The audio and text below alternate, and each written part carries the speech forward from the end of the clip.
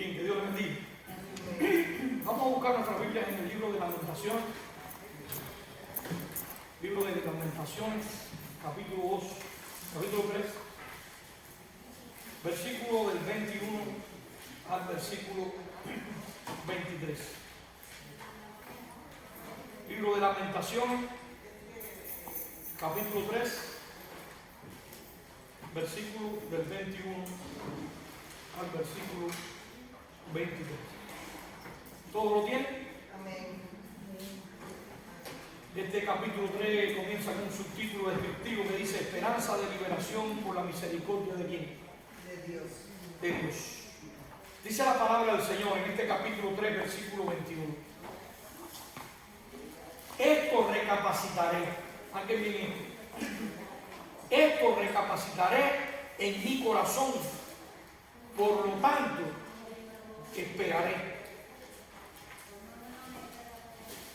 Por la misericordia de Jehová no hemos sido consumidos, porque nunca decayeron sus misericordias. Nuevas son cada mañana. Grande es tu fidelidad. Amén. Bien, por ejemplo, Padre, te damos gracias en esta tarde, agradecido por lo grande que eres, que has sido, que siempre serás. Gracias por tu amor y por tu fidelidad. Pedimos que sea tu Espíritu Santo el que ilumine nuestra mente y nuestros corazones para entender el mensaje que tú tienes preparado para nosotros. De una manera muy especial nos inclinamos y nos postramos delante de tu presencia para pedirte en el nombre de Jesús que hables por medio de tu palabra en nuestras vidas. Por Cristo Jesús. Amén.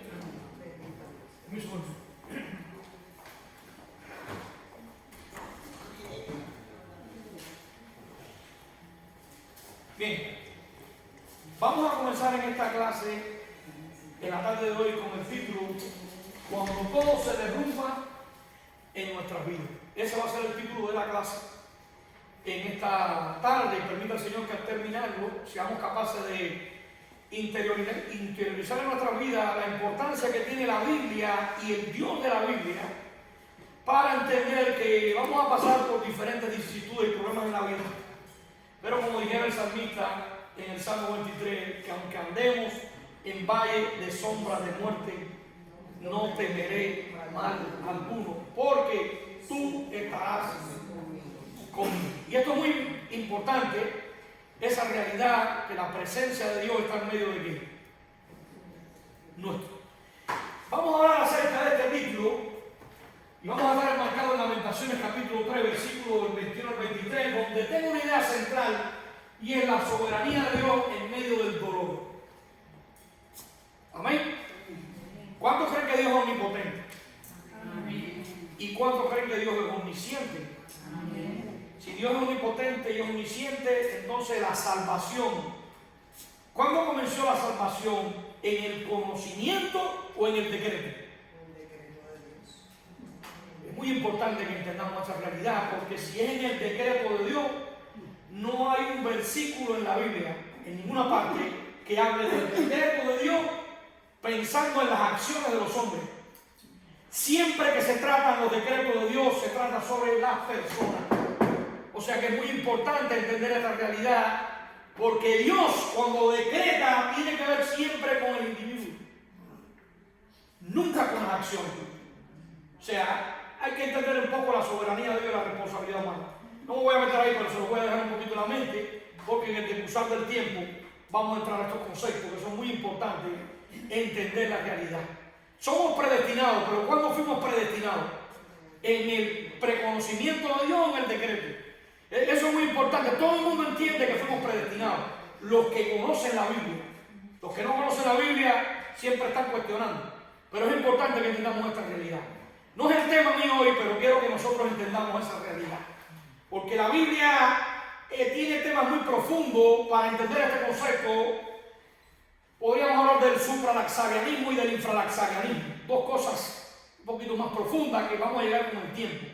Pero solamente yo quiero un detalle, nada más a manera de introducción. Y es, mis queridos hermanos, que tú puedes tener el criterio que tú quieras.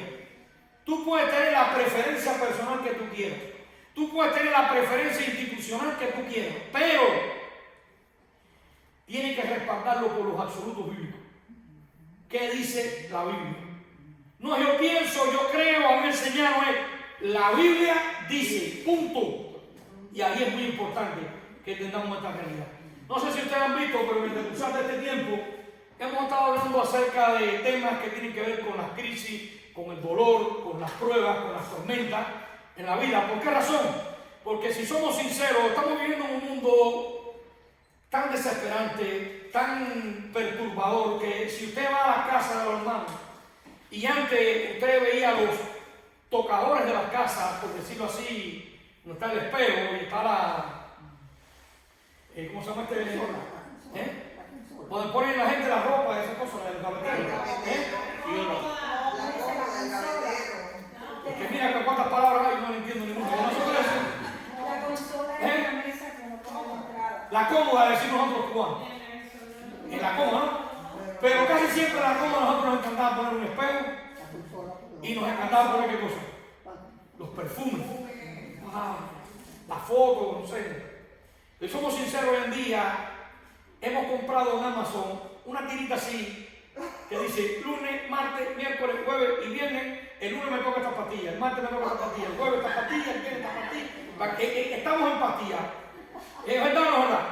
Yo no sé si es verdad, pero eso es una realidad porque vivimos en un mundo tan rápido, tan fuerte, tan duro que desde que usted sale de su casa, llegar al trabajo es una tensión y regresar al trabajo es mayor que cosa.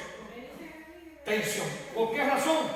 Porque muchas veces las preocupaciones, llegar a casa temprano, el tráfico golpe con golpe, las personas apuradas, los que no tienen licencia, los que siempre están, bueno, en realidad que cuando llegamos a la casa y nos sentamos, parece que hay una hecatombe, parece que el mundo ¡guau! Pues no quiero hablar de nada. Lo que quiero es bañarme y acostarme a dormir, comer y acostarme a dormir y ya. Y eso es bueno que nosotros entendamos, porque el título de la clase va a ser cuando todo se derrumba a nuestra vida. Quiero que meditemos bien en esta realidad, porque vamos a hablar de la soberanía de Dios en medio del dolor. Si nosotros entendemos que Dios es soberano, estamos diciendo que Dios hizo la creación, sustenta la creación, preserva la creación y provee para la creación. Que no puede haber nada fuera del control de quién. De Dios, porque Dios dejaría de ser ¿qué cosa? Dios dejaría de ser soberano. Entonces yo tengo que entender que si yo soy parte del diseño de Dios, lo que esté pasando en mi vida es parte del proceso. Es parte, tú me entiendes, de una soberanía que Dios ha trazado y sobre todas las cosas ayuda para mi bien, ayuda para mi progreso, porque eso es lo que dice ¿qué cosa? La palabra del Señor. Ahora, a manera de una pequeña introducción, me gustaría decirles que el momento que nadie planea es uno de los momentos más tensos del mundo que nos ha tocado vivir. Por ejemplo, hay un día que nadie agenda y es una realidad. Número uno, el día del diagnóstico. Cuando estoy esperando un diagnóstico o cuando tengo que hacerme ¿qué cosa? La colonoscopía o una prueba. La realidad es que siempre estamos ¿qué cosa? Porque la sociedad en que vivimos nos ha dicho que la vida es una fiesta, un logro, y que la muerte ¿qué cosa? Es un castigo. Y no es así. Lo que la Biblia dice es, Pablo decía, para mí el vivir es Cristo y el morir es ¿qué cosa? Pablo decía, yo quisiera estar acá con el Señor, pero por causa de estoy aquí, pero la realidad es que la perspectiva bíblica, mientras estemos con el Señor, estaremos en gloria, alabando al Señor en lo máximo, ¿no? Pero si somos sinceros, aunque nosotros queremos esa verdad, ya sabemos, nos gusta, entre el ya de la gracia y el todavía no del pecado, nadie quiere morirse porque no fuimos creados para qué, por morir. Pero la realidad es que cada vez que hay una enfermedad, lo primero que viene en nuestra mente, ¿qué cosa es? Muerte. ¿No es así? Entonces, un día que nadie agenda es el día del diagnóstico. Otro día que nos mortifica y nos duele mucho es el día de la traición. Wow. Lo que duele de la traición no es tanto el dolor de lo que te hicieron, sino cuando tú miras atrás y ves quién te dio la puñalada. Entonces, el día de la traición es un día inesperado. Es un día que realmente nadie agenda en la vida. Siempre estamos haciendo bien, pero ¿cómo nos tratamos el día que nos hacen el mal? ¿Y cómo nos sentimos después de 99 veces hacer el bien y el día que fallé hice una? Esa mal pesa más que el 99 bien que hice. Wow. Alguien dijo, yo desconozco todas las claves del éxito, pero el mayor de los fracasos es quedar bien con todo el mundo. Nunca vas a quedar bien con todo el mundo, a los efectos de cualquiera que puede ser uno. Eso es una realidad. Entonces, una agenda que nadie planifica es el día en que la oración no cambia las circunstancias. Estoy orando, pero no veo qué cosa. Respuesta, no veo resultado. Porque cuando yo oro y todo bien sale bien, ese día tengo una alegría, un gozo. Gloria a Dios. Pero que cuando el diagnóstico no es como yo lo esperaba. Y somos sinceros, hermanos, ese día revela algo. Y no solo lo que creemos de Dios revela ese día, sino en qué realmente confiamos cuando todo se derrumba. Ese día de la prueba hay dos cosas reales. No solo muestra que creemos, que nosotros creemos de Dios, cuál es el Dios que nosotros hemos creído, y el otro es ver realmente en qué confiamos nosotros. Cada vez que tenemos un problema, nosotros pensamos en Dios de primera o de segunda o tercera. Cuando hay un problema, uno siempre quiere decir, yo pago, yo doy el dinero. ¿Cuánto hay que pagar? ¿Cuánto cuesta? Siempre estamos poniendo qué cosa. El razonamiento y la lógica por delante de la fe. Pero la realidad es que ante cualquier problema de la vida hay que poner primero aquí a Dios. Pero nuestra tendencia es resolver siempre con el razonamiento y la lógica. Por eso en esta tarde vamos a ver el sufrimiento cristiano en el dolor, cómo el sufrimiento es el gran revelador del corazón. O sea, cuando uno pasa por una prueba, revela verdaderamente lo que hay donde del corazón. Por eso que esta tarde, como primera división principal, vamos a hablar de la esperanza bíblica. No depende de las circunstancias, depende del Dios que está por encima de las circunstancias. Aquí tenemos a Lamentaciones 3:21 y tenemos a Jeremías y dice, ¿cómo empieza? Esto recapacitaré en mi corazón, por lo tanto esperaré bien en Dios. Es importante que nosotros entendamos, Jeremías no niega el dolor. Jeremías ve que Jerusalén está destruida, que el pueblo está en ruinas, pero su esperanza no nace de un cambio externo, nace de una verdad doctrinal interna. Jeremías no está en un retiro espiritual, está contemplando, mirando la ruina de Jerusalén, está quebrantado, está triste, según la porción del contexto, pero dice en medio de este momento, en esto recapacitaré en mi corazón. ¿Ven? Aquí está Giro.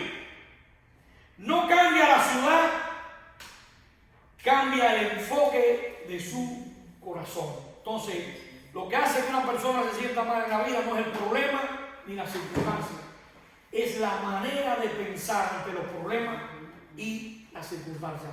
¿Dónde ponemos nuestro enfoque? Un principio clave. La esperanza bíblica es objetiva, no es emocional. Se fundamenta en el carácter inmutable de Dios. Dios ha prometido estar con nosotros todos los días hasta el fin del mundo. Entonces Dios no cambia. No dice, me siento mejor. Dice Jeremías, recuerdo quién es Dios. O sea, el problema del dolor no solo es el dolor, sino que es la narrativa interna que construimos en medio del dolor. Digamos entonces, cuando el corazón interpreta sin teología. Teología es la ciencia que estudia Dios. Teología es palabra de Dios. Cuando nosotros pensamos sin la palabra de Dios. O sea, cuando el corazón interpreta sin teología, termina siempre concluyendo. Número uno, Dios se olvidó de mí. ¿Por qué Dios permite que yo esté pasando por esta prueba? Dios no es tan bueno. Wow. Esto se fue de control. No veo razonamiento y empiezan las comparaciones.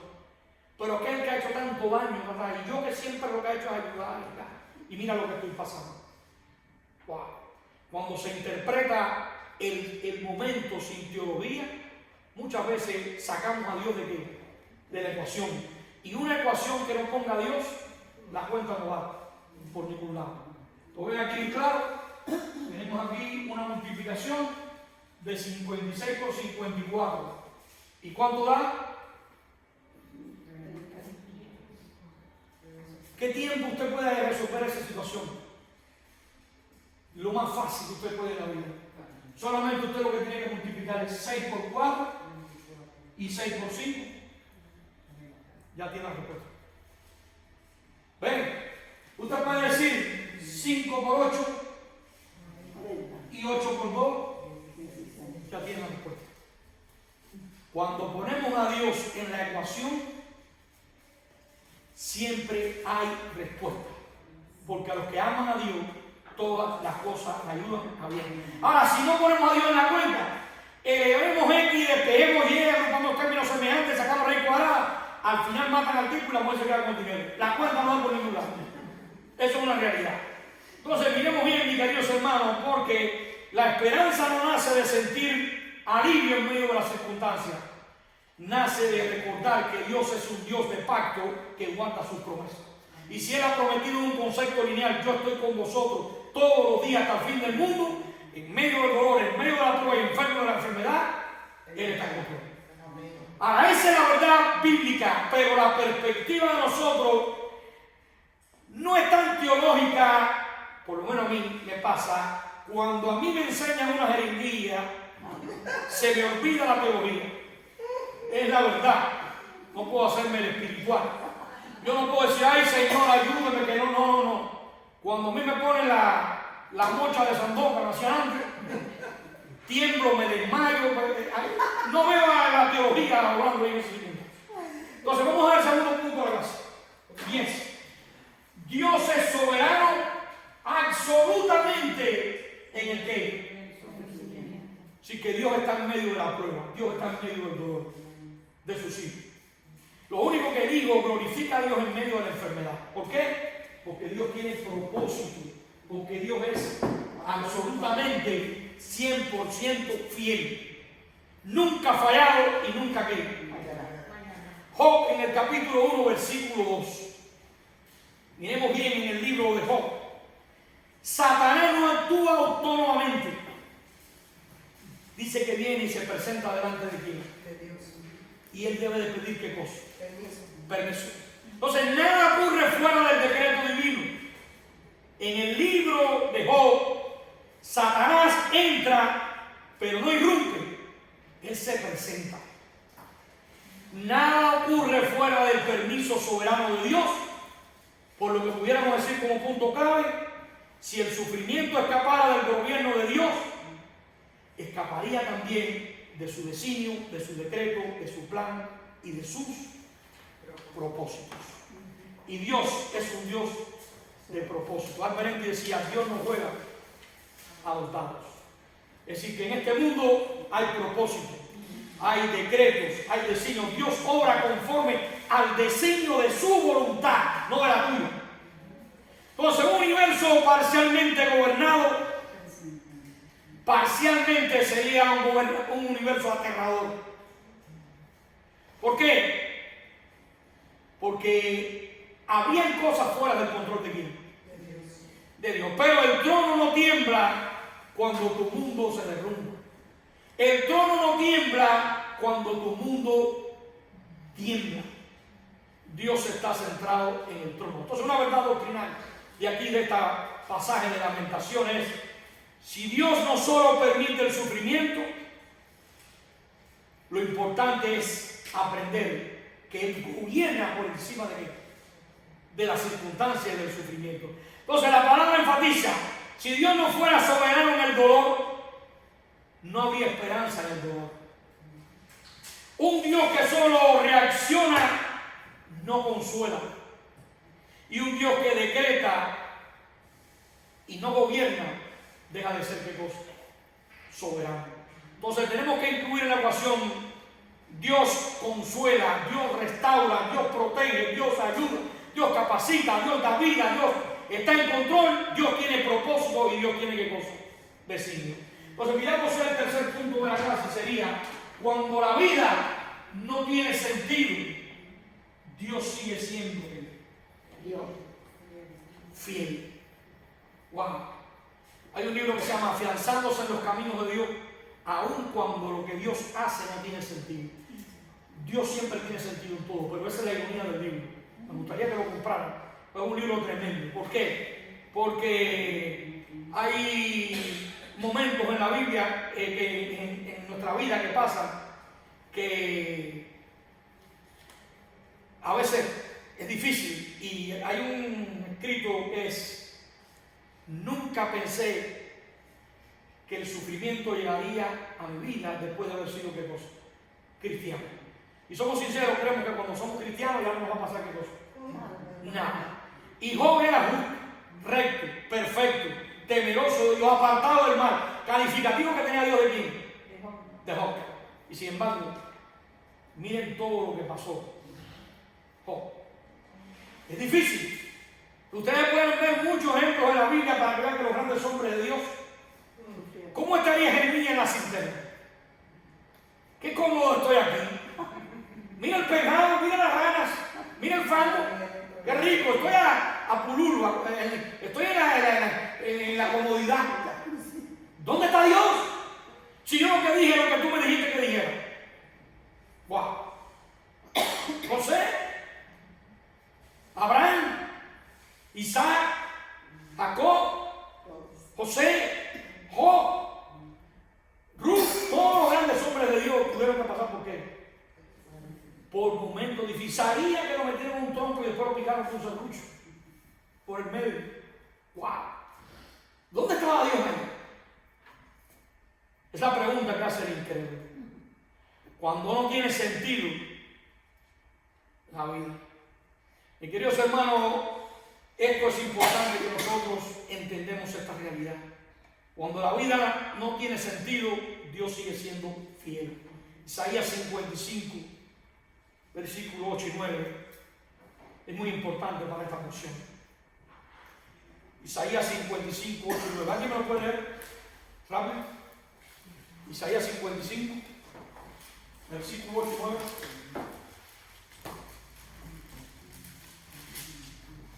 8 y 9, 55. Ajá. Isaías 58, o 55. 5, 8 y 9. 8. Dice la palabra de Dios: porque mis pensamientos no son vuestros pensamientos, ni vuestros caminos mis caminos, dijo Jehová. Como son más altos los cielos que la tierra, así son mis caminos más altos que vuestros caminos, y mis pensamientos más que vuestros pensamientos. Entonces, hermanos, no comprender no significa que Dios haya perdido el control. Dios nunca prometió explicarlo todo. Dios prometió revelarse. Y aquí es donde muchos tropiezan. Queremos claridad antes de confianza. Pero la fe bíblica no exige explicación total. Exige rendición al carácter revelado. O sea, cuando no entiendes el por qué, nos aferramos entonces al quién. Cuando no entiendo el camino, me aferro a quién hizo el camino. Entonces, es muy importante: el quién es santo, el quién es sabio, y el quién es bueno, y el quién es fiel.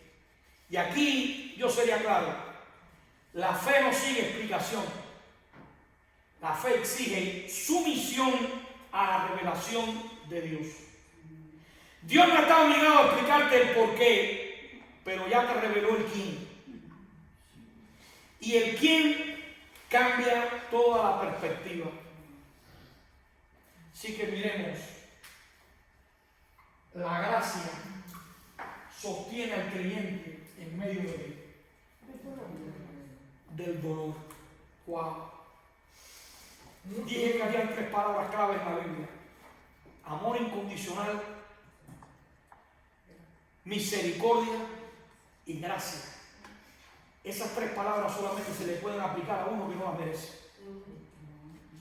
Solamente se las pueden aplicar a alguien que no lo merece. Entonces la gracia sostiene al creyente en medio del dolor. Segunda de Corintios 12:9. Pablo ora cuánto? 3 veces, pidiendo que Dios qué cosa lo sane. Pablo no tenía fe. ¿Cuántas veces decimos, tú no te sanas porque no tienes fe? Pablo oró por Trófimo, no se sanó. Oró por Epafrodito, no se sanó. Oró por Timoteo, no se sanó. 3 veces oró por él y no se sanó. Y ahora se para y dice, Dios, ciertamente no me conviene gloriarme, pero vendré a las visiones y a las revelaciones del Señor. Dice Pablo, conozco un hombre en Cristo que hace 14 años, sin el cuerpo no lo sé. Si fuera del cuerpo, Dios lo sabe, fue arrebatado hasta el tercer día. De tal hombre me gloriaré. Dice, pero de mí mismo en nada me gloriaré. Sin embargo, si quisiera gloriarme, no sería insensato, le diría qué cosa. La verdad. Pero para que la grandeza de la revelación no me exaltase, me he puesto un aguijón en mi carne, el cual me ha dicho, bástate en mi gracia, porque mi poder se perfecciona en las debilidades. Wow. Hermano, Dios respondió, pero no como Pablo esperaba. Le dijo, bástate en mi gracia, porque mi poder se perfecciona en la debilidad. Así que cuando somos débiles, es que somos ¿qué cosa? Fuertes. Ahora, eso significa la prueba continúa, pero también continúa la provisión de Dios. Y es bueno que entendamos esto, porque muchas veces queremos liberación, pero Dios quiere transformación antes de liberación. Usar el dolor como herramienta de santificación. Bástate en mi gracia. Pablo pidió que el aguijón se le quitara. Dios no lo quitó. Dios dio algo mayor. Gracia suficiente. Y aquí hay un principio teórico. La gracia no siempre elimina la prueba, pero siempre capacita al creyente para que la soporte. Entonces, un universo parcialmente gobernado sería un universo aterrador. Pero el trono no tiembla cuando tu mundo tiembla y se derrumba. Y aquí hay una verdad doctrinal. Dios no solo permite el sufrimiento, Dios lo gobierna.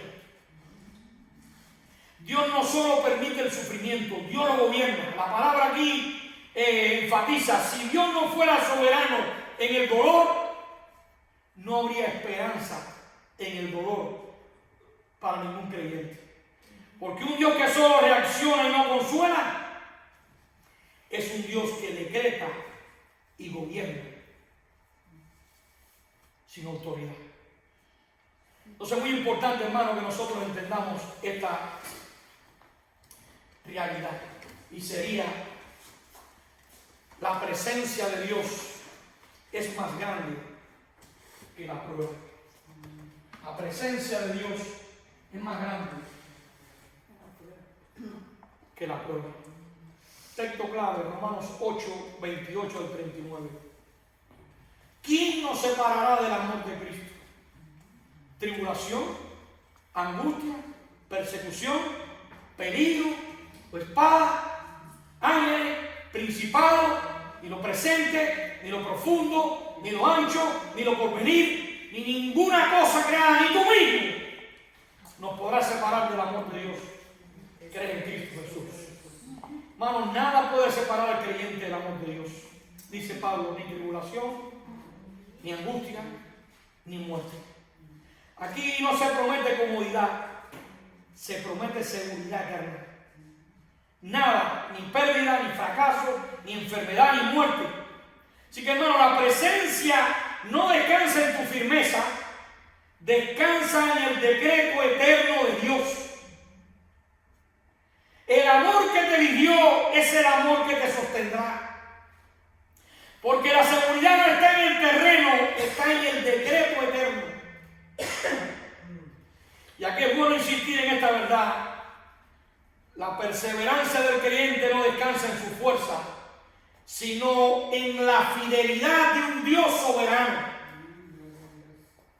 Concluyo en esta tarde entonces. Cuando todo se derrumbe, una gran verdad: el trono sigue firme, el pacto sigue vigente, la gracia sigue fluyendo, Cristo sigue intercediendo a la diestra del Padre. Entonces, hermano, la tragedia no es sufrir.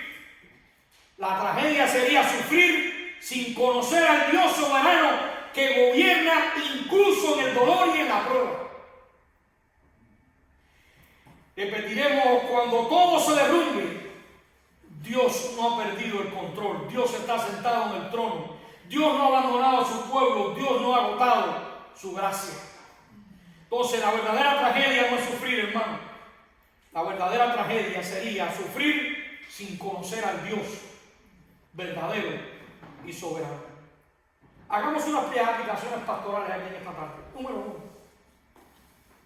Cuando estés pasando por crisis y por pruebas, número 1, no interpretes a Dios por tus circunstancias. Interpreta tus circunstancias por el carácter revelado de Dios. No predica verdad a tu corazón cuando las emociones griten lo contrario. Cuando sientas esa voz que siempre te está hablando a ti, todos los días: tú no vales, tú no sirves, Dios se abandonó, Dios se olvidó de ti. Predícate la gran verdad: Dios es fiel, yo soy su hija, yo soy amado, yo soy favorito, yo soy especial, yo soy corona de la creación, yo soy portador de su gloria. No evalúes el amor de Dios por el nivel de comodidad que tú tienes. No midas la fidelidad de Dios por la rapidez de su respuesta. Predícale verdad a tu corazón cuando tus emociones prediquen mentira. Cuando todo se derrumba, Dios permanece en control y en el trono. Así que la presencia de Dios es más grande que las pruebas. Mis queridos hermanos, vamos a orar. Quiero que todos oremos y pidamos al Señor que nos dé claridad en medio de la prueba y del dolor. Cerremos nuestros ojos. Oremos. Oh Señor soberano, cuando los montes se muevan y los cimientos tiemblen, gracias porque hay una verdad irrevocable: tú no te estremeces. Padre, cuando nuestros planes mueren y nuestros sueños se deshacen, tu decreto eterno no ha cambiado ni una letra, ni una jota, ni una tilde. Padre, muchas veces nos quejamos porque vemos ruinas, pero tú ves redención. Muchas veces nos desesperamos porque miramos el momento, pero gracias porque tú gobiernas la eternidad. Padre, si en algún momento de la vida el dolor nos visita, ayúdanos a comprender que tu amor no es porque tu amor se haya retirado, sino porque tu sabiduría está obrando más profundo de lo que nuestra comprensión logra alcanzar. Padre, enséñanos a besar la vara que nos disciplina. Enséñanos a confiar cuando no entendamos nuestras circunstancias. Enséñanos a orar cuando no sentimos tu presencia. Porque si tú eres soberano en la salvación, también eres soberano en la aflicción. Si decretaste nuestra redención en Cristo, también decretaste cada circunstancia de nuestra vida que nos conforman a tu imagen. Padre, que el sufrimiento no nos robe nunca la fe, sino que la purifique. Y que el dolor no nos aleje del trono, sino que la arroje a tus pies.